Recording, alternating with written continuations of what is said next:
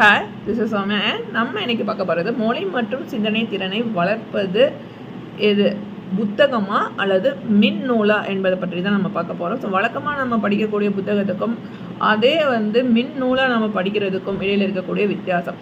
நம்மளுடைய மூளையோட முன்பகுதியில் என்ன இருக்குது அப்படின்னு பார்த்தீங்கன்னா, முன்மூளை பகுதியை பொறுத்த வரைக்கும் அது மொழி மற்றும் சிந்தனை திறனுக்கான செயல்படக்கூடிய பகுதி.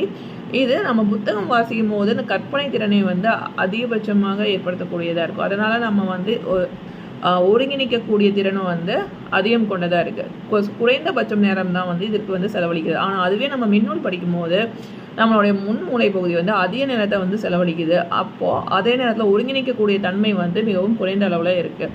இதற்காக நம்ம நிறைய நேரம் செலவிடப்படுகிறோம். அதை பற்றின ஃபுல் வீடியோ லிங்க் டிஸ்கிரிப்ஷனில் கொடுத்துருக்கேன். ஸோ இந்த வீடியோ பாருங்கள்.